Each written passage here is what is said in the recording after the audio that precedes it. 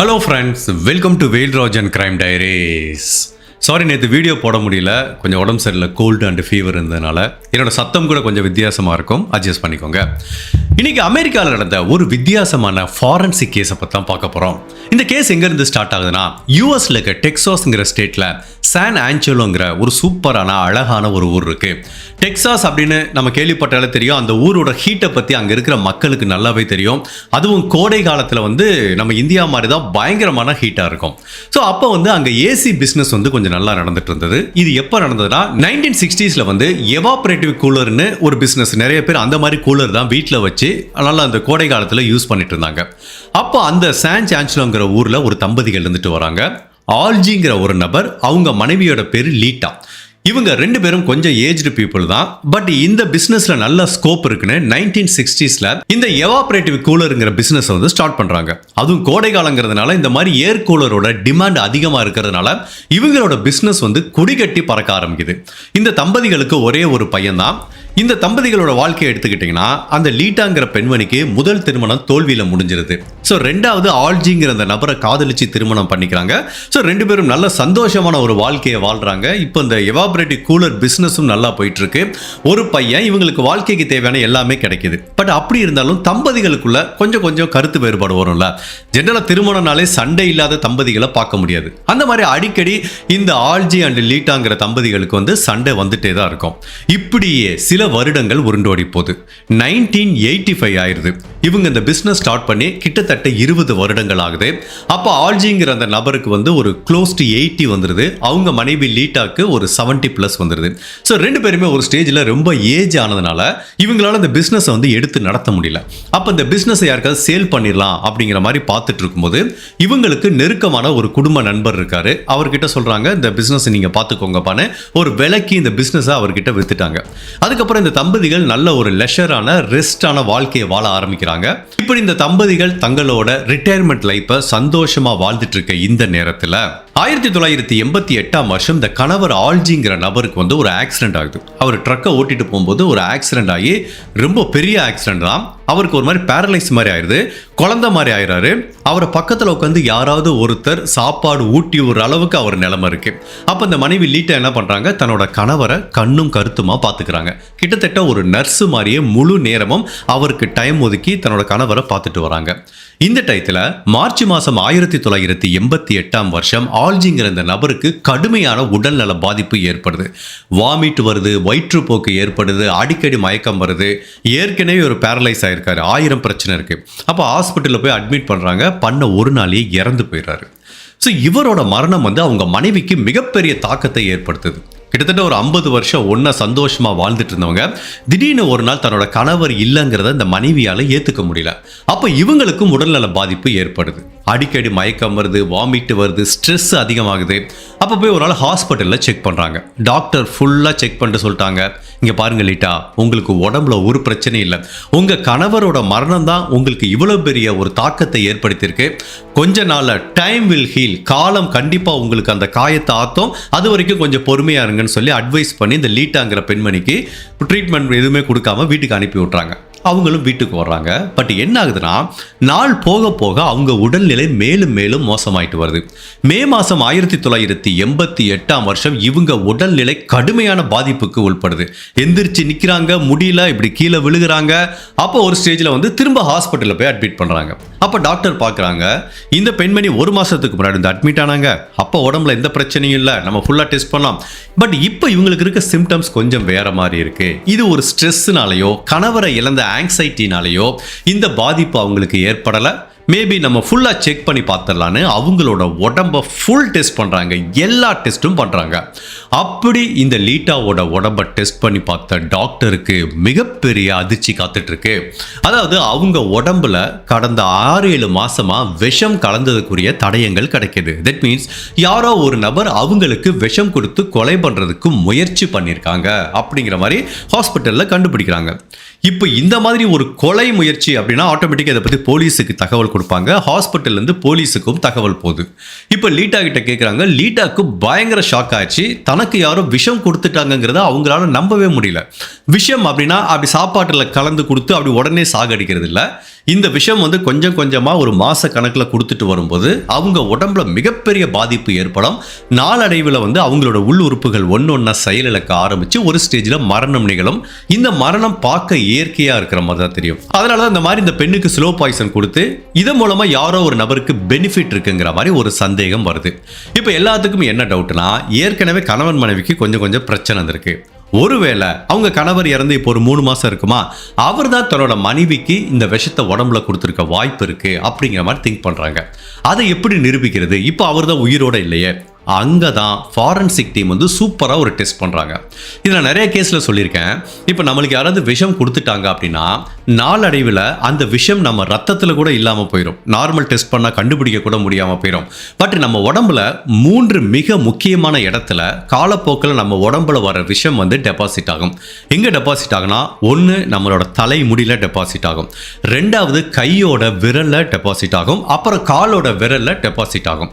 இப்போ சில பேருக்கு உடம்பு ஃபுல்லாக செக் பண்ணி பார்ப்பாங்க, எங்கேயுமே கண்டுபிடிக்க முடியாது. ஆனால் தலையையும் இந்த விரல் நகத்தையும் செக் பண்ணி பார்த்தா கண்டிப்பாக அவங்க உடம்புல என்ன மாதிரி விஷம் இருக்குது, எவ்வளவு விஷம் கொடுக்கப்பட்டது அப்படிங்கிற தகவலை வந்து கண்டுபிடிக்க முடியும். இப்போ வந்து ஃபாரன்சிக் டீம் என்ன கண்டுபிடிக்க முயற்சி பண்ணுறாங்கன்னா, இந்த லீட்டாங்கிற பெண்மணிக்கு எவ்வளவு நாளாக விஷம் கொடுக்கப்பட்டது, எவ்வளவு விஷம் கொடுக்கப்பட்டது, இதுதான் வந்து கண்டுபிடிக்க முயற்சி பண்ணுறாங்க. அதை வந்து அவங்க தலைமுடியிலேருந்து கண்டுபிடிக்கிறாங்க. அதை எப்படி கண்டுபிடிப்பாங்கன்னா, ஒரு மனிதனோட தலைமுடி வந்து ஒவ்வொரு மாதமும் ஒரு 1/2 இன்ச்சு, அரை இன்ச்சு வந்து வளருமா. அப்போது இவங்களோட தலைமுடியை எடுத்துப்பாங்க, அரை இன்ச்சாக கட் பண்ணுவாங்க. அப்போ என்ன பண்ணுவாங்கன்னா, அந்த தலைமுடியை வந்து டெஸ்ட் பண்ணி பார்ப்பாங்க. ஸோ இந்த மாதம் தலைமுடியுது, இந்த மாதம் தலைமுடியுது, இந்த மாதம் தலைமுடியுதுன்னு அவங்களால வரையறுக்க முடியும். அப்போது எந்த மாதத்துலேருந்து இவங்க உடம்புல விஷம் வந்துச்சு அப்படிங்கிறத வந்து இந்த தலைமுடி டெஸ்டிங்லேருந்து சூப்பராக கண்டுபிடிச்சிடலாம். இந்த டெஸ்டிங்க்கு பேர் வந்து ஃபாரன்சிக்கில் நியூட்ரான் ஆக்டிவேஷன் அனாலிசிஸ்ன்னு சொல்லுவாங்க. அதாவது இந்த நியூட்ரான் ஆக்டிவேஷன் அனாலிசிஸ் டெஸ்ட் மூலமாக ஒரு முடியில் என்ன மாதிரிலாம் மூலக்கூறு இருக்கோ அது ஒவ்வொரு மூலக்கூறுக்கு ஏற்ற மாதிரி ஷைன் பண்ணுமா. அதை வச்சு இதில் விஷம் இருக்கா இல்லையான்னு கண்டுபிடிச்சிருவாங்க. இப்போ புரியுற மாதிரி சொல்லணும்னா, இப்போ வந்து நம்ம முடியை எடுத்து அதில் ஒரு டார்ச் லைட் அடிக்கும்போது அந்த டார்ச் லைட் ஒளிக்கு ஏற்ற மாதிரி உள்ளே இருக்கிற பொருள் வந்து மிளிரும் பார்த்தீங்களா, அதே மாதிரி தான் விஷம் இருந்துச்சுன்னா அதுக்கு தகுந்த மாதிரி ஒரு கலரில் வந்து மிளிரும். ஸோ அதை வச்சு தான் எவ்வளோ விஷம் இருக்குது என்னங்கிறத கண்டுபிடிப்பாங்க. ஸோ அப்படி டெஸ்ட் பண்ணி பார்க்கும்போது அவங்க கணவர் ஆல்ஜி உயிரோடு இருக்கும்போதே இந்த பெண்மணிக்கு விஷம் கொடுக்கப்பட்டிருக்கு. ஓகேப்பா, இப்போ அவங்க கணவர் தான் இந்த விஷத்தை கொடுத்துருக்காருனே பார்ப்போம். பட் இதில் என்ன ட்விஸ்ட் அப்படின்னா, அவங்க கணவர் மார்ச் மாதம் 1988 வந்து இறந்து போயிடுறாரு. பட் இவங்களோட உடம்புல வந்து பார்த்தீங்கன்னா அவர் இறந்து போனதுக்கு அப்புறமும் விஷம் இருக்குது. கடைசியாக இவங்க அட்மிட் ஆன அந்த மே மாதம் 1988 வரைக்கும் விஷம் இருக்குங்கிறதுனால இறந்து போன ஒரு நபர் எப்படிப்பா இவங்களுக்கு விஷத்தை கொடுக்க முடியும்? அப்போ அவங்க கணவர் இதை பண்ணியிருக்கிறதுக்கு வாய்ப்பு இல்லை. கண்டிப்பாக ஒரு 3வது நபர் தான் லீட்டாக்கு விஷம் கொடுத்துருக்க வாய்ப்பு இருக்குன்னு போலீஸ் ஆஃபீஸர் சந்தேகப்படுறாங்க. இப்போ போலீஸுக்கு அடுத்த சந்தேகம் என்ன அப்படின்னா, அவங்க கணவர் உண்மையிலேயே இயற்கையாக மரணம் அடைஞ்சாரா, இல்லை அந்த ஆல்ஜிங்கிற கணவருக்கும் விஷம் கொடுக்கப்பட்டதா அப்படிங்கிற ஒரு சந்தேகம் வர்றதுனால அந்த சந்தேகத்தையும் உறுதிப்படுத்திடலாங்கிற மாதிரி கோர்ட்டில் ஒரு ஆர்டர் வாங்கி இந்த மனைவி லீட்டாவோட அனுமதியோட ஒரு 4-5 மாதத்துக்கு முன்னாடி புதைக்கப்பட்ட ஆல்ஜிங்கிற அந்த நபரோட உடம்பை தோண்டி எடுக்கிறாங்க. தோண்டி எடுத்து அவர் உடம்புலையும் அவரோட தலைமுடியிலையும் செக் பண்ணி பார்க்கும்போது அவரோட உடம்புலையும் இதே மாதிரி விஷம் இருக்குது அப்படிங்கிறத கண்டுபிடிக்கிறாங்க. ஸோ இது என்ன விஷயம் அப்படிங்கிறத வந்து நான் த்ரூஅவுட் த வீடியோ சொல்ல போகிறதில்ல, பாதுகாப்பு கருதி. அதே மாதிரி இந்த விஷயம் எங்கேருந்து கொடுத்தாங்க, எப்படி கொடுத்தாங்க அப்படிங்கிற எந்த தகவலையும் வந்து பாதுகாப்பு கருதி நான் சொல்ல முடியாது. ஸோ இப்போ இவரோட உடம்புலையும் விஷம் இருக்குங்கிறது தெரியுது. அதே விஷயம் தான் இவரோட உடம்புலையும் இருக்குது. அப்போது இவரோட மரணம் இயற்கையாக நிகழலையா? இப்போ போலீஸ் ஆஃபீஸர் ஆல்ஜிங்கிற அந்த நபரோட மரணத்தை வந்து கொலை வழக்காக பதிவு பண்ணுறாங்க. அப்போ ஒரு 3வது நபர் இவங்க 2 பேர்த்துக்கும் வந்து விஷம் கொடுத்துருக்காரு. ஒருத்தர் கொலை செய்யப்பட்டார், ஒருத்தர் கொலை செய்ய முயற்சி பண்ணியிருக்காங்க. அதுலேயும் இந்த லீட்டாங்கிற பெண்மணியோட உடல்நிலை கடுமையான பாதிப்பு ஏற்படுது. அவங்களோட கை விரல்கள், கால் விரல்கள் எல்லாமே மரத்து போச்சு. அவங்க வீல் சேரில் தான் உட்காந்து வாழ்கிற மாதிரி ஒரு சூழ்நிலை ஏற்படுது. இப்போ போலீஸ் ஆஃபீஸர் இந்த 2 பேத்துக்கும் யார் விஷம் கொடுத்துருக்க வாய்ப்பு இருக்குன்னு திங்க் பண்ணுறாங்க. இதில் 2 ஃபேக்டர் இருக்குது. ஒன்று, யாராவது ஒருத்தர் பர்பஸாக வேணும்னே விஷம் கொடுத்துருக்கலாம், இல்லை அவங்க இயற்கையாகவே அவங்க வீட்டில் சாப்பாட்டுலேயோ இல்லை தண்ணியிலையோ ஏதாவது ஒரு விஷயம் வந்து கண்டாமினேட் ஆகிருக்கலாம். அதை முதல்ல வந்து உறுதிப்படுத்தணுங்கிறதுக்காக இவங்க வீட்டுக்கு போகிறாங்க, பல டெஸ்ட் பண்ணுறாங்க. அவங்க வீட்டில் செப்டிக் டேங்கை டெஸ்ட் பண்ணுறாங்க, வாட்டர் டேங்கை டெஸ்ட் பண்ணாங்க, வீடை ஃபுல்லாக சல்லடை போட்டு பார்க்கும்போது ஈவன் இவங்க சாப்பிட்ற சாப்பாட்டு பொருளையும் டெஸ்ட் பண்ணி பார்க்குறாங்க.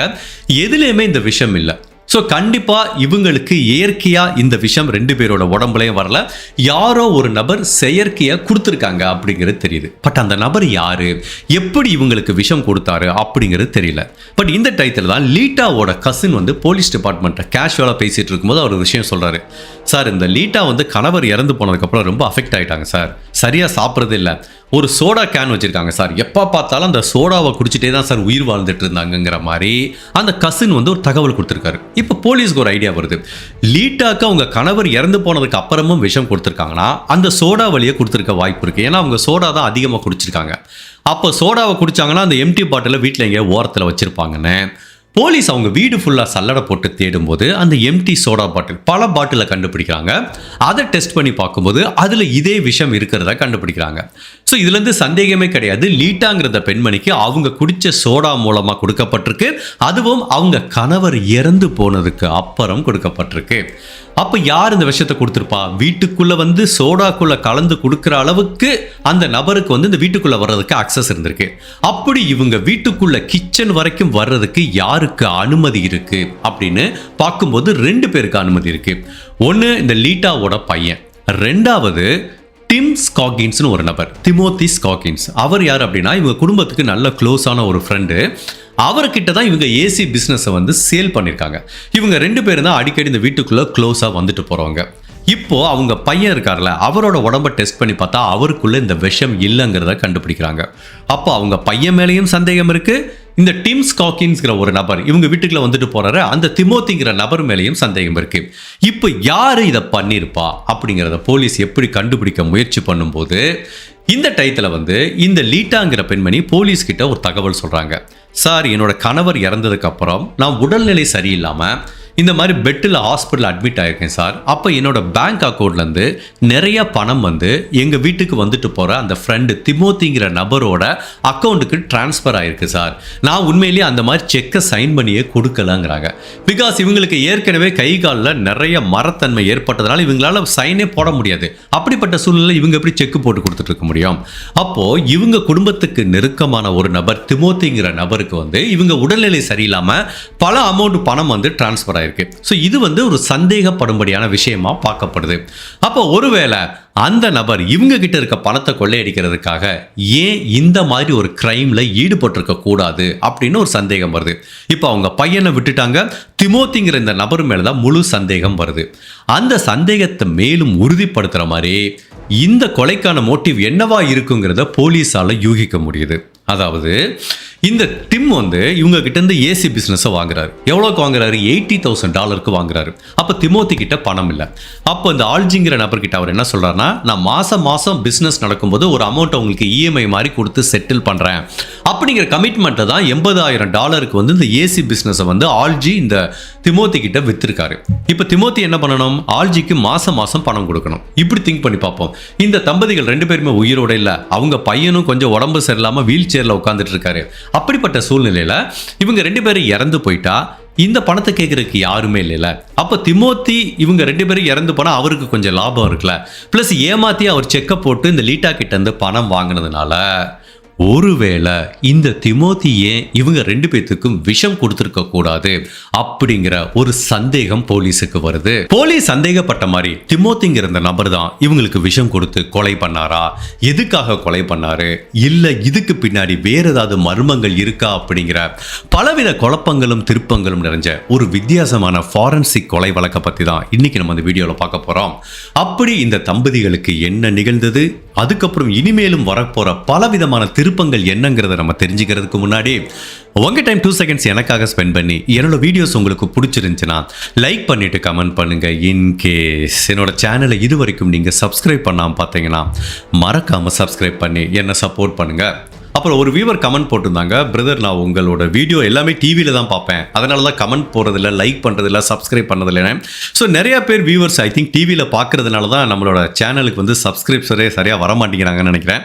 ஸோ நீங்கள் என்ன தான் டிவியில் பார்த்தா கூட எனக்காக ஃபோனில் லாகின் பண்ணி சப்ஸ்கிரைப் பண்ணி மறக்காமல் லைக் பண்ணிட்டு கமெண்ட் பண்ணுங்க. போலீஸ் ஆஃபீஸர் இந்த திமோத்தி ஸ்காகின்ஸ்ங்கிற நபரை பற்றி பேக்ரவுண்ட் செக் பண்ணுறாங்க. அவன் கொஞ்சம் படித்தவன், அவனுக்கு பின்னாடி எந்த விதமான கிரிமினல் பேக்ரவுண்டும் கிடையாது. சரி, அவன் என்ன பண்ணுறான், அவனுக்கும் இந்த குடும்பத்துக்கும் எப்படி தொடர்பு ஏற்பட்டதுன்னு பார்க்குறாங்க. இவன் வந்து ஒரு ஃபினரல் ஹோமில் வேலை பார்த்துட்டு இருக்கான், திமோத்திங்கிறவன். அவனுக்கு வந்து இந்த 2 பேர் வயசான தம்பதிகள்ங்கிறதுனால ஒரு டைம் அவங்க சொந்தக்காரங்க யாரோ இறந்து போயிட்டாங்கன்னு இந்த ஃபினரல் ஹோமுக்கு வந்திருக்காங்க. அப்போ நண்பர்களாக ஆகும்போது இவன் கொஞ்சம் வயசானவங்கன்னு அடிக்கடி பேசியிருக்கான், நல்ல ஃப்ரெண்ட் ஆகிட்டான். அதுவும் இவங்களுக்கு கார்டனிங் ஒர்க்குக்கெலாம் நிறைய ஹெல்ப் பண்ணதுனால இந்த லீட்டா கூட ரொம்ப க்ளோஸ் ஃப்ரெண்ட் ஆகும்போது ஒரு நாளடைவில் நல்ல நண்பர்களாகும்போது ஒரு நாள் இவங்க ஏசி பிஸ்னஸை குவிட் பண்ணலான்னு பண்ணும்போது இவன் இல்லை அந்த பிஸ்னஸை நான் வாங்கிக்கிறேன்னு வாலண்டியராக இவன் போய் வாங்கியிருக்கான். மற்றபடி இவனுக்கும் அந்த குடும்பத்துக்கும் எந்த பிரச்சனையும் இருக்கிற மாதிரி தெரியல. அப்போ போலீஸ் ஒரு விஷயம் கண்டுபிடிக்கிறாங்க. இவன் பிறந்தது வளர்ந்தது எல்லாமே சான் ஆஞ்சலோங்கிற இந்த ஊர் கிடையாது. இவன் சில வருடங்களுக்கு முன்னாடி 1970s இறுதியில் இந்த சான் ஆஞ்சலோலேருந்து 130 மைல் டிஸ்டன்ஸில் லானோங்கிற இன்னொரு ஊர் இருக்கு. இதே டெக்சாஸ் ஸ்டேட்டில் தான். அங்கே தான் இவன் இருந்திருக்கான். ஸோ அங்கேருந்து இங்கே வேலைக்கு வந்திருக்கான். அதுக்கப்புறம் இங்கேயே செட்டில் ஆயிருக்கான். சரி, நம்ம அந்த ஊரில் போய் இவனை பற்றி விசாரிப்போன்னு அந்த லானோங்கிற ஊருக்கு போய் போலீஸ் விசாரிச்சாங்கல்ல, அங்கே கிடைக்கிற ஒவ்வொரு தகவலும் ஒட்டுமொத்த டெக்சாஸ் போலீஸையே மிரள வச்சது. சரி, இவன் இந்த லேனோவில் என்ன பண்ணிட்டு இருந்தான் அப்படிங்கிற மாதிரி விசாரணை பண்ணும்போது அந்த ஊர் மக்கள் எல்லாத்திட்டையும் கேட்கும்போது அங்கே வந்து நார்டன்கிற ஒரு ஃபேமிலி இருந்திருக்காங்க. அதாவது பேசிக்காகவே ஒரு பணக்கார ஃபேமிலி. நார்டன்கிற நபர் வந்து ஏர்லி 90s வந்து அவர் ஒரு பெரிய ஒரு ஏக்கர் கணக்காக இருக்கிற ஒரு பங்களாவை வந்து விலைக்கு வாங்கி ஒரு மேன்ஷன் கட்டுறாரு, ஒரு 65-70 ஏக்கரில். அவருக்கு வந்து பார்த்தீங்கன்னா மனைவி 5 பெண் குழந்தைகள் இருக்குது. அந்த 5 பெண் குழந்தைகளுக்குமே அவர் திருமணம் முடிக்கல. ஸோ நாளடைவில் வயது ஆக ஆக இந்த நார்டன் இறந்து போயிட்டாரு. அதுக்கப்புறம் அவங்க மனைவியும் இறந்து போயிடறாங்க. இந்த 5 குழந்தைகளில் 3 குழந்தைகள் இறந்து போயிடறாங்க. கடைசி 2 பெண் குழந்தைகள் மட்டும்தான் இருக்காங்க. அதில் ஒருத்தவங்க பேர் கேத்தரின், இன்னொருத்தவங்க பேர் வந்து கார்டிலா. இந்த கேத்தரினுக்கு வந்து 75 வயசாகுது. கார்டிலாங்கிற அந்த பெண்மணிக்கு வந்து 80 வயசாகுது. பட் இவங்க தான் என்ன பண்ணுறாங்க, அங்கங்கே தான் அப்பா விட்டுட்டு போன பல பிஸ்னஸை பார்த்துட்டு இந்த மிகப்பெரிய மேன்ஷனில் வந்து தனியாக இருந்துட்டு வராங்க. கேத்தரின் வந்து ஒரு ஃப்ளவர் பிஸ்னஸ் ரன் பண்ணிட்டு இருக்காங்க. கார்டிலா என்ன பண்ணுறாங்கன்னா சிகரெட் அண்ட் பீர், இதெல்லாம் வந்து ஒரு ஆண் பண்ண வேண்டிய பிஸ்னஸ். பட் அப்படி இருந்தாலும் அவங்க பார்க்கவே ட்ரெஸ் பண்ணுறது எல்லாமே ஒரு ஆண் மாதிரி தைரியமான பெண்ணாக இருந்ததுனால இந்த பிஸ்னஸை அவங்க டிஸ்ட்ரிபியூட் பண்ணிட்டு இருந்திருக்காங்க. ஸோ இவங்க 2 பேத்துக்கும் அப்போ வயசாயிருச்சு 1970s. கார்டிலாக்கு 80 வயசாகுது, அவங்க தங்கை கேத்தரினுக்கு 70 வயசாகுது. இந்த கேத்தரினுக்கு எடுத்துக்கிட்டிங்கன்னா நிறைய கார்டனிங் ஒர்க்கில் ரொம்ப இன்ட்ரெஸ்ட். ஈவன் அவங்க வீடையே மியூசியம் மாதிரி மாற்றி வைப்பாங்க. அங்கங்கே கிடைக்கிற இந்த மாதிரி விலை உயர்ந்த பொருட்களை, பழைய கலாச்சாரம் மிகுந்த பொருட்களை தன்னோட மேன்ஷன்ல வாங்கி வைப்பாங்க. வீட்டை சுத்தி எங்க பார்த்தாலும் அழகான பூக்கள் நிறைந்த ஒரு கார்டன் இருக்கணுங்கிற மாதிரி நினைச்சிருக்காங்க. அப்ப கார்டன் ஒர்க்குக்கு அடிக்கடி ஆள் தேவைப்படுது. இவங்க மேன்ஷன் ஊருக்கு ஒதுக்கப்புறமா இருக்கு. அப்போ இவங்களுக்கு வந்து வயசான காலத்தில் ஒருத்தனை வேலைக்கு கூட்டிட்டு வந்து ஒரு கார்டன் ஒர்க் பண்ண வைக்கிறது ரொம்ப சேலஞ்சிங்காக இருக்கு. அப்போ தான் இந்த நபரோட பழக்கம் கிடைச்சிருக்கு. யாரு? திமோத்திங்கிறவன். இவன் வேலை வெட்டி இல்லாமல் இங்கே லோக்கலில் சுற்றிட்டு இருந்தவன். திமோத்தி என்ன பண்ணுறான், அங்கங்கே கார்டன் வேலைக்கு ஆள்களை செட் பண்ணி விடுறான். இது வந்து கேத்தரினுக்கு வந்து ரொம்ப ஹெல்ப்ஃபுல்லாக இருக்கும்போது ஸோ இவங்களோட ஒரு நல்ல நட்பு ஏற்படுது. ஸோ 2 பேத்துக்கும் உதவி பண்ணுறது, அடிக்கடி இவங்க வீட்டில் வந்து இவங்களுக்கு சமைச்சு தர்றது, 2 பேத்துக்கு உடம்பு சரியில்லைன்னா ஹாஸ்பிட்டலுக்கு கூட்டிகிட்டு போகிறது. இந்த மாதிரி இந்த திமோத்தி வந்து இந்த 2 பெண்களுக்கும், வயதான பெண்களுக்கும் ஒரு நல்ல ஃப்ரெண்டாக இருந்திருக்கான். அப்போ வந்து அவங்களும் என்ன ஃபீல் பண்ணுறாங்க, இவன் வேலை வெட்டி இல்லாமல் இங்கே சுற்றிட்டு இருக்கான், இவனுக்கு ஏதாவது உதவி பண்ணோன்னா இங்கே பாருப்பா, இந்த லேனோங்கிற ஊரில் பெருசாக சொல்லிக்கிற மாதிரி எந்த வேலையும் இல்லை. பட் இங்கேருந்து 130 மைல் டிஸ்டன்ஸில் சான் ஆஞ்சலோன்னு ஒரு ஊர் இருக்கு. அங்கே எங்களுக்கு தெரிஞ்ச ஒரு ஃபேமிலி ஃப்ரெண்ட் இருக்காங்க. அவங்க தான் இந்த ஃபினரல் ஹோம் வச்சு ரன் பண்ணிட்டு இருக்காங்க. உனக்கு அங்கே நான் வேலை வாங்கி தரேன்னு சொல்லி இந்த திமோத்திக்கு இந்த வயசான 2 பெண்கள் தான் வேலை வாங்கி லானோங்கிற அந்த ஊர்லேருந்து சான் ஆஞ்சலோக்கு அனுப்பி விட்டுருக்காங்க. ஸோ இவனும் இங்கே வந்து வேலை பார்த்துருக்கான். ஸோ அப்படி இங்கே வேலை பார்த்தாலும் வாரத்துக்கு 1 நாள் 2 நாள் அந்த லானோங்கிற ஊருக்கு போவான். இந்த தம்பதிகளை பார்ப்பான், அவங்களுக்கு தேவையான எல்லாத்தையும் பண்ணி கொடுப்பான், ஹாஸ்பிட்டல் கூட்டு போகிறது. அந்த மாதிரி இந்த வயசான பெண்களுக்கு வந்து அவ்வளோ ஹெல்ப்ஃபுல்லாக இருந்திருக்கான். அப்போ அவங்களுக்கு வந்து இவன் மேலே ஒரு மிகப்பெரிய நற்மதிப்பு இருக்கு. ஏன்னா இவனுக்கு நம்ம வேலை வாங்கி கொடுத்துட்டோம், வேற ஊருக்கு போயிட்டான். பட் அப்படி இருந்தாலும் பாருப்பா, இவ்வளவு தூரம் இருந்தால் கூட வாரத்துக்கு ஒரு 2 times அது வந்து நம்மளை நல்லா பார்த்துக்கிறானே அப்படிங்கிற மாதிரி. ஸோ இந்த 2 வயதான பெண்களும் இந்த திமோத்தியை தன்னோட சொந்த பையன் மாதிரியே ட்ரீட் பண்றாங்க. ஸோ இவன் வந்து இந்த லானோங்கிற ஊர்ல அந்த 2 வயசான பெண்களுக்கு வந்து ரொம்ப க்ளோஸா இருந்திருக்கான். ஆனா இப்போ அந்த 2 பேரும் உயிரோட இல்லை. அவங்களோட மரணம் எப்படி நிகழ்ந்ததுங்கிறத விசாரிக்கிறதுக்காக சான் ஆஞ்சலோ போலீஸ் லெனோங்கிற இந்த ஊருக்கு போறாங்க. அப்போ அங்க இருக்கிற போலீஸ் ஆஃபீஸர்கிட்டையும் கேட்குறாங்க. அதுக்கப்புறம் இந்த 2 பெண்கள் இறந்து போனதுக்கப்புறம் அவங்களோட மேன்ஷனை மேனேஜ் பண்ணிட்டு இருக்க அந்த ட்ரஸ்டி ஒருத்தர் இருக்காரு, அவர்கிட்டையும் கேட்குறாங்க. அவர் என்ன சொல்றாருன்னா, சார் இந்த தங்கை இருக்காங்களா கேத்தரின், அவங்களுக்கு வந்து கேன்சர் வந்துருச்சு சார். இவன் தான் திமோத்தி தான் அடிக்கடி ஹாஸ்பிட்டலுக்குலாம் கூட்டு போயிட்டு வந்துட்டு இருப்பான். அப்படி கூட்டு போயிட்டு வரும்போது ஒரு நாள் என்ன ஆகுதுன்னா, பிப்ரவரி மாதம் 1988 கேத்ரின் வந்து உடல்நிலை சரியில்லாமல் இறந்து போயிடுறாங்க. கேன்சர் ட்ரீட்மெண்ட் வந்து சரியாக அவங்களுக்கு இதாகாமல் இறந்து போயிடுறாங்க. பட் இதில் என்ன ஷாக்கிங்கான விஷயம் என்ன அப்படின்னா, கேத்ரின் இறந்து போன அதே நாள்லேயே அவங்க மூத்த சகோதரி கார்டிலாங்கிற அந்த பெண்மணியும் இறந்து போயிடுறாங்க. அப்போ வந்து இந்த திமோத்தி எனக்கு கால் பண்ணி சொன்னால், இந்த மாதிரி 2 பேரும் இறந்து போயிட்டாங்க, அவங்க உடம்பை கிரீமேட் பண்ணணுங்கிற மாதிரி எனக்கு பெர்மிஷன் கேட்டான். அதுக்கப்புறம் கிரீமேஷன்லாம் பண்ணி அந்த ஆஷஸை வந்து நாங்கள் பத்திரமா வச்சுருக்கோம் சார். அதுக்கப்புறம் இந்த ஃபுல் மேன்ஷனையும் வந்து இப்போ நான் தான் ஃபுல்லாக ட்ரஸ்டி வச்சு மேனேஜ் பண்ணிகிட்ருக்கேன் அப்படிங்கிற மாதிரி அந்த நபர் சொல்கிறாரு. ஸோ இப்போ இவங்க மரணம் உண்மையிலேயே இயற்கையாக நிகழ்ந்ததா இல்லை அவங்களும் இதே மாதிரி கொலை செய்யப்பட்டிருப்பாங்களோ அப்படிங்கிற சந்தேகம் வருது. சரி, இப்போ இந்த லேனோங்கிற ஊரில் அந்த கேத்ரின் அண்ட் கார்டிலா 2 பேரோட மரணம் கொலைனே வச்சுப்போம். அது மூலமாக இவனுக்கு ஏதாவது பெனிஃபிட் வந்திருக்கா அப்படிங்கிறத வந்து அந்த ட்ரஸ்டி மெம்பர் மூலமாகவும் போலீஸ் மூலமாகவும் செக் பண்ணும்போது 2 அதிர்ச்சியான விஷயங்கள் தெரிய வருது. அந்த ட்ரஸ்டி அவர் என்ன சொல்றாருன்னா, சார் எப்போ கேத்தரினும் கார்டிலாவும் இறந்தாங்களோ அதே நாளில் அவங்க அக்கௌண்ட்லேருந்து $30,000 வந்து செக்கு போயிருக்கு. இந்த பெண்மணி தான் சைன் பண்ணி கொடுத்துருக்காங்க. அதை வந்து திமோத்திக்கு வந்து சைன் பண்ணி கொடுத்துருக்காங்க. ஸோ இறக்கும் தருவாயில் இருக்கிற ஒரு நபர் திடீர்னு இவ்வளோ பெரிய அமௌண்ட் எப்படி இவனுக்கு கொடுத்துருக்க முடியும் அப்படிங்கிற சந்தேகம் எனக்கு வந்தது. அவன் என்ன சொன்னான், நான் பணம் கேட்டேன், அவங்க கொடுத்தாங்க, அவ்வளோதான் எனக்கு தெரியுங்கிற மாதிரி அவன் கையை தூக்கிறான். எனக்கு அப்போ இதை பற்றி சந்தேகம் இருந்துச்சு சார். சரி, இப்போ அந்த பெண் தான் உயிரோடு இல்லை, நான் யார்கிட்ட போய் என்ன கேட்கறது, நான் விட்டுட்டேன் அப்படிங்கிற மாதிரி முதல் சந்தேகத்தை இந்த ட்ரஸ்டி மெம்பர் கிளப்புறாரு. 2வது லோக்கல் இருக்க போலீஸ் ஆஃபீஸர் என்ன சொல்றாங்கன்னா, சார் இன்னொரு இன்சிடென்ட்டும் நடந்தது. இது வந்து 1983ல இந்த 2 வயசான பெண்களும் அவங்களோட மேன்ஷன்ல பணம், தங்க காசுகள், தங்க நகைகளை வைக்கிறதுக்காக ஒரு லாக்கர் வாங்கினாங்க சார். அந்த லாக்கரை இவங்களுக்கு வாங்கி கொடுத்தது திமோத்தி தான். அப்போ திடீர்னு என்ன ஆகுதுன்னா, ஒரு நாள் இந்த மேன்ஷன்லேருந்து அந்த லாக்கரை உடைச்சி உள்ளே இருக்க பணம் நகையெல்லாம் யாரோ திருடிட்டு போயிட்டாங்க சார். அப்போ ஒன்று இவங்க போலீஸில் கம்ப்ளைண்ட் கொடுத்தாங்க. அந்த லாக்கரை அவ்வளோ சீக்கிரம் யாரும் உடைக்க முடியாது. ஈவன் அந்த லாக்கர் உடைக்கவே படலை, நார்மலாக தான் ஓப்பன் பண்ணி வச்சுருக்காங்க. அப்போ அதோட அந்த கோடு இல்லை அந்த ஓப்பன் பண்ணுற டெக்னிக் வந்து அதை வாங்கின நபருக்கு நல்லா தெரிஞ்சிருக்கும். அப்பவும் எங்களுக்கு இந்த திமோத்தி மேலே தான் சந்தேகம் வந்தது. பட் இருந்தாலும் அப்போ அந்த கார்டிலா அண்ட் கேத்ரின் என்ன சொன்னாங்கன்னா, திமோத்தியை சந்தேகப்படாதீங்க, எங்கள் சொந்த பையன் மாதிரி வளர்த்துட்டு இருக்கோம், எங்களுக்கு அப்படி பணமும் நகையும் போனால் கூட பரவாயில்ல, இந்த மாதிரி ஒரு உறவை நாங்கள் இழக்க விரும்பலைங்கிற மாதிரி திமோத்தி மேலே அவங்களுக்கு அப்போ அவ்வளோ நம்பிக்கை இருந்திருக்கு. But later point of time police என்ன கண்டுபிடிச்சிருக்காங்கன்னா, இந்த வீட்டிலேருந்து எவ்வளவு நகைகள் திருடு போச்சோ அவ்வளவு நகைகளையும் அதே மாதிரி நகைகளையும் இந்த திமோத்தி யார்கிட்டயோ சேல் பண்ண மாதிரி சில தடயங்கள் போலீஸ் ஆஃபீஸருக்கு கிடைச்சது. ஸோ இந்த 2 முக்கியமான விஷயங்களை சான் ஆஞ்சலோ போலீஸ் கிட்ட சொல்கிறாங்க. அப்போ சான் ஆஞ்சலோ போலீஸுக்கு ஒரு ஐடியா வருது. உண்மையிலேயே ஆல்ஜி அண்ட் லீட்டா அங்கே 2 பேத்துக்கும் விஷம் கொடுத்துருக்கானா, இவன் இதே டெக்னிக்கை தான் இங்கேயும் யூஸ் பண்ணிப்பான். இங்கேயும் வந்துட்டு இந்த 2 பேருமே வயசான பெண்கள், நிறைய சொத்து இருக்கு, அதையெல்லாம் அடையிறதுக்காக அந்த 2 பேத்துக்கும் ஏன் இதே மாதிரி விஷத்தை இவன் கொடுத்துருக்க கூடாது அப்படிங்கிற சந்தேகம் வருது. பட் அதை எப்படி நிரூபிக்கிறது, அங்கே தான் போலீஸுக்கு பெரிய பிரச்சனையாக இருக்குது.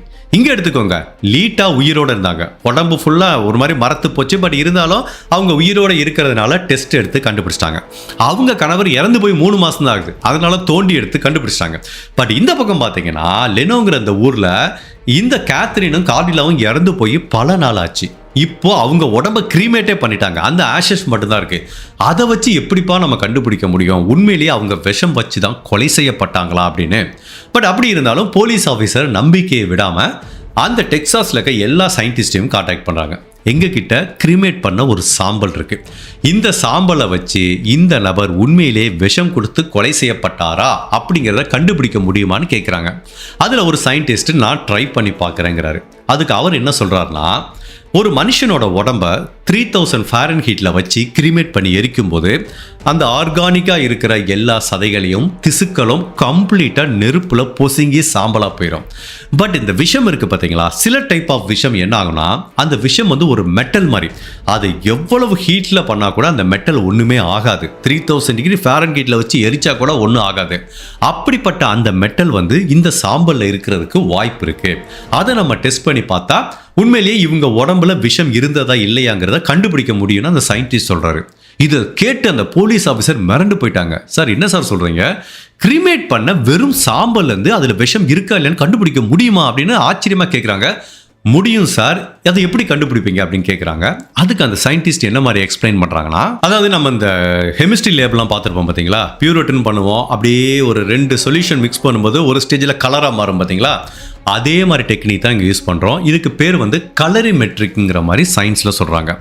அதாவது இப்போ இந்த சாம்பல் இருக்குல்ல, இந்த சாம்பலை எடுத்துகிட்டு அதில் 2-3 ஹைட்ரோக்ளோரிக் ஆசிட், இன்னொரு ஆசிட், 2 ஆசிட்டை போட்டவொன்னே அது என்ன ஆகுனா பபுள்ஸாக வருமா. அதுக்கு உள்ளே வந்து நிறைய ஆக்சிஜன் வருமா. அந்த ஆக்சிஜனை வந்து அப்படியே ஸ்ட்ரீம் ஆக்கி அந்த கண்டென்ட்டை பிரித்து எடுப்பாங்களாம். பிரித்து எடுத்து பார்க்கும்போது, டெஸ்ட் பண்ணி பார்க்கும்போது அதோட கலர் எப்படி சேஞ்ச் ஆகுதுன்னு பார்ப்பாங்களாம். ஸோ அந்த ஆக்சிஜன்லேருந்து வெளியில் வந்த பபுள்ஸை வந்து சில கெமிக்கலில் மிக்ஸ் பண்ணும்போது கலராக மாறும். அந்த ஒவ்வொரு கலரும் வந்து ஒரு கதைகள் சொல்லும். ஃபார் எக்ஸாம்பிள், இந்த சாம்பலில் உண்மையிலேயே அவங்க நினைக்கிற விஷம் இருந்துச்சுன்னா அந்த கலர் வந்து பர்பிள் கலரில் மாறுமா. அது லைட் பர்பிள்னா விஷம் கம்மியாக இருந்திருக்கு, டார்க்காக இருந்துச்சுன்னா விஷம் அதிகமாக இருந்திருக்கு அப்படிங்கிற மாதிரி. இதெல்லாம் உண்மையிலேயே ஆச்சரியமாக இருக்குது. இதெல்லாம் பாசிபிளான்னு கேட்குறாங்க. நாங்கள் பண்ணி காமிக்கிறோன்னு அந்த சயின்டிஸ்ட் வந்து டெஸ்ட் பண்ணுறாங்க. ஃபர்ஸ்ட் வந்து பார்த்தீங்கன்னா கார்டிலாங்கிற அந்த மூத்த பொண்ணு 80 வயசு அந்த பாட்டியோட ஆஷஸை எடுத்துக்கிறாங்க. அதில் ஆசிட்லாம் கலந்து அந்த ஆக்சிஜன் பபுளை எடுத்துகிட்டு வந்து அதை பிடிச்சு வச்சு அதை இன்னொரு கெமிக்கலில் வந்து டெஸ்ட் பண்ணி பார்க்கும்போது அப்படியே டார்க் பர்பிளில் மாறிடுது. ஸோ அதுலேருந்து அவங்க என்ன சொல்கிறாங்கன்னா, சார் நீங்கள் கொடுத்த இந்த சாம்பலில் அளவுக்கு அதிகமான விஷம் இருக்குது. ஸோ கண்டிப்பாக இந்த பெண்மணியோட மரணம் விஷம் கொடுத்ததுனால தான் ஏற்பட்டிருக்கு அப்படிங்கிறத வந்து அறிவியல் ரீதியாக நிரூபிக்கிறாங்க. ஸோ இந்த பக்கம் பார்த்தீங்கன்னா இன்னொரு பொண்ணு கேத்ரின், அவங்களோட சாம்பலை எடுத்து டெஸ்ட் பண்ணி பார்த்தா அதுல விஷம் இல்லைன்னு தெரிய வருது. உண்மையிலே இவங்க பண்றது கரெக்டான டெஸ்டா தப்பான டெஸ்டாங்கிறத நிரூபிக்கிறதுக்காக கிரிமேட் பண்ண 4-5 பேரோட சாம்பிளை எடுத்துட்டு வந்து கொடுக்குறாங்க. எந்த சாம்பிளையும் அந்த பர்பிள் கலரே வரல. ஸோ இதுலேருந்து என்ன தெரியுதுன்னா, இந்த கேத்ரின்கிற மூத்த சகோதரியோட உடம்புல மட்டும் அளவுக்கு அதிகமான விஷம் இருக்கிறதுனால அவங்க விஷம் கொடுத்து கொலை செய்யப்பட்டிருக்காங்கிறது உறுதி செய்யப்படுது. பட் ஏன் சின்ன பொண்ணு கேத்ரினோட உடம்புல மட்டும் ஏன் விஷம் இல்லைன்னா, அவங்களுக்கு ஏற்கனவே வந்து கேன்சர் இருக்கு. ஒன்று அவங்களோட மரணம் இயற்கையாக நிகழ்ந்திருக்கணும், அப்படி இல்லைன்னா அவங்களுக்கு வேற மாதிரியான விஷம் கொடுக்கப்பட்டிருக்கலாம். அதாவது இந்த நபர் டிம் ஸ்காக்கின் வந்து யூஸ் பண்ற விஷம் வந்து ஒரு வகையை சேர்ந்தது. அதை வச்சு தான் ஆல்ஜி அண்ட் லீட்டாவோட உடம்புல கொடுத்துருப்பாங்க. அந்த விஷம் வந்து பார்த்தீங்கன்னா மெட்டல் டைப் ஆக்சுவலி. அதனால தான் கார்டிலியாவோட உடம்புல அது என்னதான் சாம்பல் ஆனதுக்கு அப்புறம் கூட அந்த மெட்டல் வந்து சர்வே ஆயிருக்கு. மேபி கேத்ரினுக்கு கொடுக்கப்பட்டது வேற டைப் ஆஃப் விஷமா இருக்கலாங்கிற மாதிரி தான் சயின்டிஸ்ட் சொல்றாங்க. பட் ஒட்டு மொத்தத்தில் இந்த மூத்த சகோதரி கார்டிலின் வந்து விஷம் கொடுத்தா கொலை செய்யப்பட்டிருக்காங்கன்னு உறுதி செய்யப்படுது. அப்போ அதுக்குரிய மோட்டிவ் என்னவா இருக்கும் அப்படிங்கிற மாதிரி போலீஸ் கெஸ் பண்றாங்க. அப்படின்னா இந்த டிம் வந்து அந்த கேத்ரின் அண்ட் கார்டிலா 2 பேத்துக்கும் வந்து க்ளோஸாக இருந்திருக்காங்களா. அப்போ அவனோட அசம்ஷன் என்ன அப்படின்னா, அவங்க மரணத்துக்கு அப்புறம் அவங்களோட உயிரில் இவன் பேரை சேர்த்து இந்த மேன்ஷனை, அதாவது 60-70 ஏக்கர் பரப்பளவுள்ள இந்த மேன்ஷனை இவன் பேருக்கு எழுதி வச்சிருவாங்க அப்படிங்கிற மாதிரி அவன் நினச்சிருக்கான்.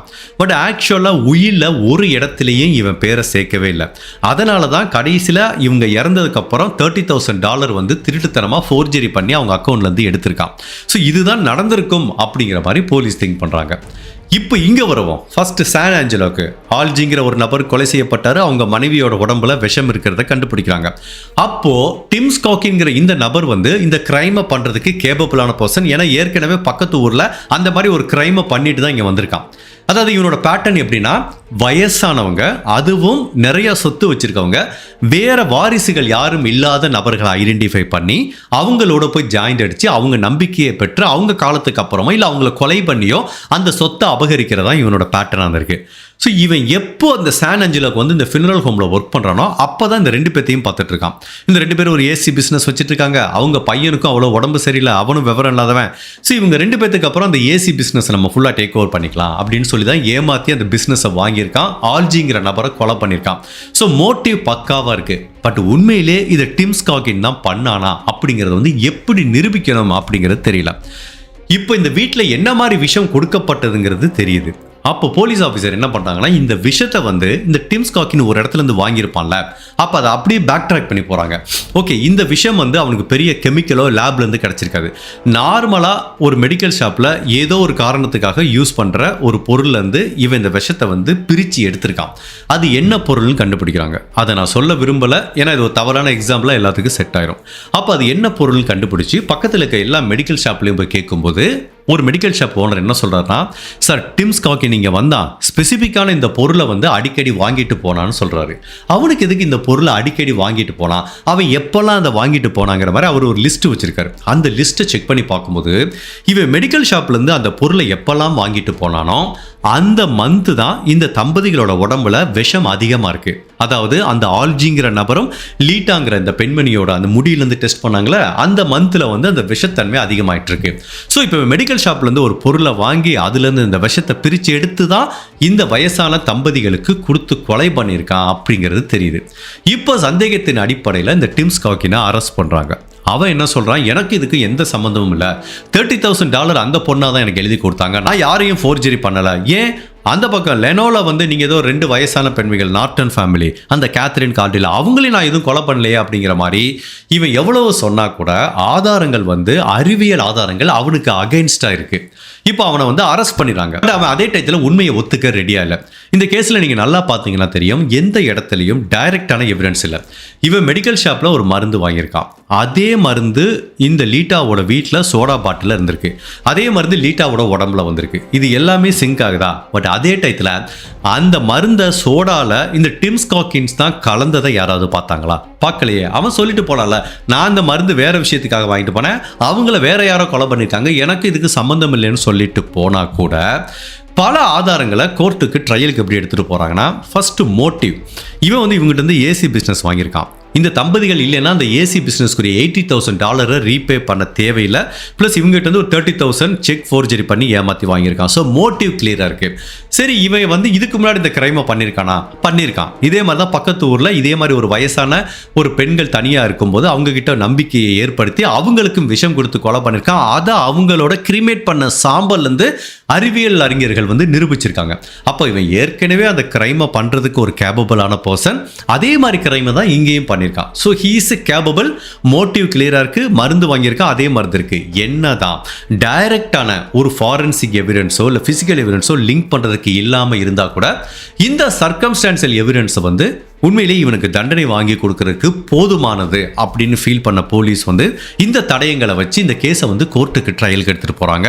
ஸோ அப்படி இந்த வழக்கை விசாரித்த நீதிபதி என்ன சொல்றாரு, ஓகேப்பா, டைரக்டான எவிடன்ஸ் எதுவும் இல்லை, பட் மோட்டிவ் கிளியராக இருக்குது, இவன் மருந்து வாங்கினது எல்லாமே கரெக்டாக சிங்க் ஆகுது, இவன் வாங்கினப்போ தான் அந்த பெண்மணியோட உடம்புல அந்த விஷத்தன்மை அதிகமாக இருந்திருக்கு அப்படிங்கிற பலவித வாதங்களை நீதிபதி ஏற்றதுக்கு அப்புறம் இந்த டிம் ஸ்காக்கின்கிற நபருக்கு வந்து அமெரிக்க நீதிமன்றத்தில் பரோலில் வெளிவர முடியாத மாதிரி ஆயுள் தண்டனை கொடுக்குறாங்க.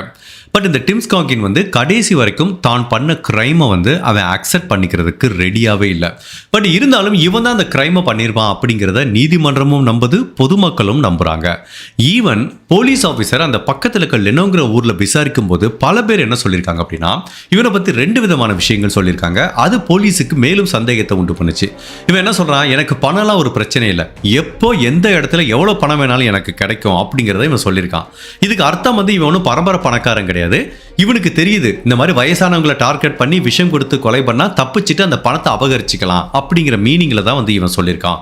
அதே மாதிரி இந்த இன்ஃபர்மேஷனை இவன் எங்க இருந்து தெரிஞ்சுக்கிட்டான் அப்படிங்கிறத வந்து போலீஸ் இன்னமே டீகோட் பண்ணி பார்க்கும்போது இவனுக்கு நிறைய லைப்ரரியில் புக்கு படிக்கிற பழக்கம் இருந்திருக்கு. அப்படி புக்கு படிக்கும் போது தான் இந்த விஷயத்தை பற்றி தெரிஞ்சிருக்கான். அதை தன்னோட ஃப்ரெண்டு ஒருத்தக்கிட்ட சொல்லியிருக்கான். இந்த மாதிரி ஒரு விஷயத்தை வச்சா நேச்சராகவே கொலை பண்ணிட்டு தப்பிச்சிடலாம், ரொம்ப ஈஸியாக தப்பிச்சிடலாங்கிற மாதிரி இன்னொரு நபர்கிட்ட சொல்லியிருக்கான். அதுவும் ஒரு மிக முக்கியமான தடயமா பார்க்கப்படுது. ஏன்னா இவன் வந்து பெரிய சயின்டிஸ்ட் கிடையாது, இவனுக்கு கெமிக்கலை பத்தி தெரியாது. ஸோ இவனுக்கு எங்க இருந்து இந்த நாலேஜ் வந்தது அப்படிங்கிற தகவலையும் போலீஸ் ஆஃபீஸர் திரட்டி வச்சிருக்காங்க. ஸோ அதனால தான் இந்த வழக்கில் வந்து இவனுக்கு தண்டனை கிடைச்சிருக்கு. இந்த கேஸ் நீங்க எங்கேயோ கேள்விப்பட்ட மாதிரி இருக்கலாம். இந்த கேஸை வந்து நான் ஒரு 5 வருஷத்துக்கு முன்னாடி என்னோட சேனல்ல போட்டிருந்தேன். அப்பதான் ஸ்டார்ட் பண்ண புதுசில். அப்போ சும்மா ஒரு 10 மினிட்ஸ் அந்த மாதிரி போட்டிருந்தேன். நம்ம ஃபாரன்சிக் கேசஸ் அப்படின்னு ரீகலெக்ட் பண்ணி பார்க்கும்போது எனக்கு பல வழக்குகள் ஞாபகம் வந்தால் கூட அதில் இந்த வழக்கு வந்து எனக்கு ரொம்பவே யூனிக்காக தெரியும். சில வழக்குகள் வந்து நம்மளுக்கு ரொம்பவே அப்படியே ஒரு 1, 2, 3ன்னு வரிசைப்படுத்தினா அதில் இந்த வழக்குக்கு ஒரு மிக முக்கியமான இடம் இருக்குது. அதே மாதிரி ட்ரம்மு கேஸு, ஒரு பொண்ணை ட்ரம்மில் வச்சு அந்த பொண்ணு ப்ரெக்னெண்ட்டாக இருக்கும், அதை பல வருடங்கள் கழித்து அந்த குழந்தையோட வயிற்றில் இருக்க கருவை எடுத்து டிஎன்ஏ வச்சு பண்ணுவாங்களே, இந்த மாதிரி கேசஸ்லாம் ரொம்ப யூனிக்காக இருக்கிறதுனால நம்ம மனசில் அப்படியே டாப்பில் இருக்கும். இந்த கேஸை நான் ஏன் ரொம்ப யூனிக்காக பார்க்குறேன் அப்படின்னா, ஃபஸ்ட்டு சான் ஆஞ்சலோவில் லீட்டாவோட உடம்புல இந்த விஷத்தை கண்டுபிடிச்சது ஓகே, பெரிய விஷயம் கிடையாது. அதே மாதிரி ஆல்ஜிங்கிற நபர் இறந்து போய் 3 மாதம் தான் ஆகுது, அப்பையும் தோண்டி அடித்து கண்டுபிடிச்சது பெரிய விஷயம் கிடையாது. ஆனால் 1988 இவ்வளோ வேலை பண்ணியிருக்காங்க, அப்போ அது பெரிய விஷயம் தான். இப்போ வேணால் ரொம்ப சாதாரணமாக இருக்கலாம். பட் 1980s கிரிமேட் பண்ண ஒரு உடம்புல இருக்கிற அந்த சாம்பலை எடுத்து அதை கெமிக்கல் மிக்ஸ் பண்ணி அந்த விஷத்தை மட்டும் பிரித்து இன்னொரு கெமிக்கலை கலந்து அது என்ன கலரில் மாறுதுன்னு கண்டுபிடிச்சி இந்த உடம்புல எவ்வளவு விஷம் கொடுக்கப்பட்டிருக்கு, என்ன மாதிரி விஷம் கொடுக்கப்பட்டிருக்குங்கிற தகவலை கண்டுபிடிச்சி சொன்னாங்களே, உண்மையிலேயே அசந்து போயிட்டேன். இதுக்கு பேர் தான் கலரிமெட்ரிக்ங்கிற மாதிரி சொல்கிறாங்க. இதை இதுவரைக்கும் எந்த கிரைம் கேஸ்லையும் பயன்படுத்துறதில்ல. முதன்முறை இந்த மாதிரி கலரிமெட்ரிக் யூஸ் பண்ணி ஒரு ஆஷஸ்லேருந்து விஷத்தை கண்டுபிடிச்ச முதல் வழக்கு அப்படிங்கிற பெருமை இந்த வழக்குக்கு உண்டு. இதுக்கப்புறம் இதை ஒரு ரோல் மாடலாக எடுத்துட்டு நிறைய கேஸில் இந்த கலரிமெட்ரிக்ங்கிற ஃபாரன்சிக் டெக்னிக் யூஸ் பண்ணியிருக்காங்க. ஸோ இந்த மாதிரி வழக்குகள் நம்மளுக்கு எதை உணர்த்துது அப்படின்னா, நம்மக்கிட்ட சரியான எக்யூப்மெண்ட் இந்த மாதிரி ஃபாரன்சிக் டெஸ்ட்டுக்கு இருந்து சரியான வல்லுநர்கள் இருந்தால் எந்த வழக்கையும் ஃபாரன்சிக் மூலமாக தீர்க்க முடியும் அப்படிங்கிறதுக்கு இது ஒரு எக்ஸாம்பிள். இப்போ அவன் நினச்சி பார்த்துருப்பானா, இவங்க உடம்ப கிரிமேட் பண்ணிட்டோம், சாம்பலாக்கிட்டோம், இதை வச்சு போலீஸ் அவங்க உடம்புல விஷம் இருந்துச்சுன்னு கண்டுபிடிக்க முடியுமான்னு என்னைக்காவது ஒரு நாள் இந்த டிம் ஸ்காக்கின் நினச்சி பார்த்துருப்பானா? நினச்சி பார்த்துருக்க வாய்ப்பே இல்லை. ஈவன் இந்த கேஸை படித்து பார்த்ததுக்கு அப்புறம் தான் எனக்கே தெரியும், இந்த மாதிரி நெருப்புல கூட அந்த விஷத்தன்மை குறையாது, அந்த மெட்டல் அந்த நெருப்பு கூட உருக்காது, அது அந்த சாம்பல்ல இருக்குங்கிற புதுசான ஒரு விஷயத்தை இந்த வழக்கு மூலமா நான் தெரிஞ்சுக்கிட்டேன். ஹோப்ஃபுல்லி உங்களுக்கும் இது ஒரு புதுமையான விஷயமா இருக்கும்னு நினைக்கிறேன். ஸோ அதுக்கப்புறம் இந்த மாதிரி பாய்சன் கேசஸ்லாம் போடும்போது நிறைய வியூவர்ஸ் கேட்டாங்க, ஐயோ பிரதர் எனக்கும் இந்த மாதிரி யாரோ விஷம் கொடுக்குறாங்க அப்படிங்கிற மாதிரி நிறைய பேர் டவுட்ல கேட்குறாங்க. ஸோ இந்த மாதிரி கேஸ்லேருந்து நான் கற்றுக்கிட்டது என்னன்னா, நார்மல் பிளட் டெஸ்ட்ல இதெல்லாம் தெரியாது. ஃபர்ஸ்ட் அதுக்கு டாக்ஸிகாலஜி டெஸ்ட்னு ஒன்று பண்ணுவாங்க. அது எல்லாத்தையும் தாண்டி தலைமுடி, இந்த விரல் நகம், அதுக்கப்புறம் கால் நகம், இதில் அந்த விஷம் ஸ்டோர் ஆகிருக்குமா. நம்ம ஊரில் இந்த மாதிரிலாம் அட்வான்ஸாக பண்ணுறாங்களா அப்படின்னு தெரியல. பட் இந்த மாதிரி ஃபாரின் கேஸை படித்து நான் கற்றுக்கிட்டது தான், விஷம் நாளடைவில் நம்ம ரத்தத்தில் இருந்து போனால் கூட இந்த மாதத்தில் இவ்வளோ விஷயம் கொடுக்கப்பட்டது அப்படிங்கிற எல்லா தகவலும் நம்மளோட தலைமுடியில் ஒரு டேட்டா பேஸ் மாதிரி அப்படியே ஸ்டோர் ஆகிட்டு வருமா.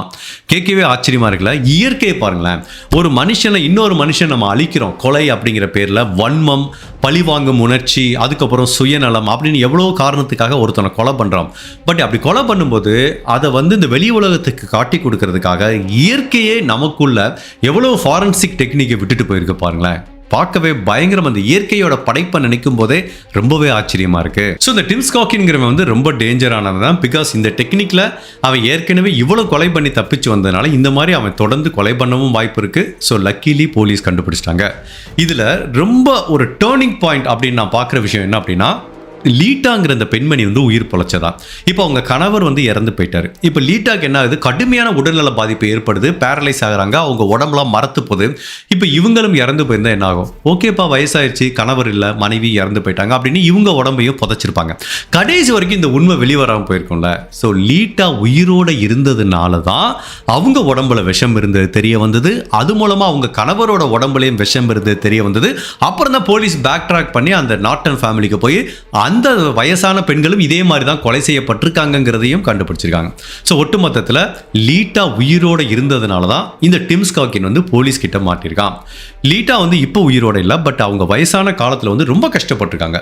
இந்த விஷயத்தோட இம்பாக்ட் பார்த்தீங்கன்னா த்ரூஅவுட் த ஸ்டேஜ் அவங்களுக்கு இருக்கும். இப்போ நீங்கள் பார்க்குற ஃபோட்டோ தான் அவங்களோட ரியல் ஃபோட்டோ. அவங்களோட ஒவ்வொருட இந்த விரலும் டேமேஜ் ஆயிருக்கு. ஸோ அதுக்கெல்லாம் சுற்றி இந்த பேண்டேட் மாதிரி ஒரு எக்யூப்மெண்ட்டை போட்டு இப்படி வீல் சேரில் தான் அவங்களோட கடைசி காலத்தை தள்ளுற மாதிரி ஒரு நிலைக்கு தள்ளப்பட்டிருக்காங்க. பிகாஸ் இந்த டிம் ஸ்காக்கின்கிற ஒரு நபரோட சுயநலத்துக்காக. ஸோ நம்ம ஒவ்வொரு ஃபாரன்சிக் கேஸ்ன்னு பார்க்கும்போது வித்தியாசமாக இருக்கும். ஓ இப்படிலாம் டெஸ்ட் பண்ணி இப்படிலாம் கண்டுபிடிக்கிறாங்களான்னு ஆச்சரியமாக இருக்கும். அந்த மாதிரி தான் இந்த வழக்கு என்ன ரொம்ப ஆச்சரியப்படுத்துச்சு. கலரிமெட்ரிக்ங்கிற வித்தியாசமான டெக்னிக்கை நான் இப்போ தான் கேள்விப்பட்டேன். நீங்கள் என்ன நினைக்கிறீங்க? இந்த வழக்கை பற்றியான உங்களோட கருத்தை மறக்காமல் இந்த வீடியோவில் பதிவு பண்ணுங்கள். அதே டயத்தில் எவ்வளவு கிரைம் பண்ணாலும் திறமையான அதிகாரிகளும் இந்த மாதிரி சரியான ஃபாரன்சிக் டெக்னிக்கும் இருந்துச்சுன்னா எந்த கொலைகாரனையும் பிடிக்க முடியுங்கிறதுக்கு இந்த வழக்கு ஒரு சரியான உதாரணம். இந்த மாதிரி அனதர் வித்தியாசமான கேஸில் உங்களை சந்திக்கிறேன். Till then stay safe, take care, பாய்.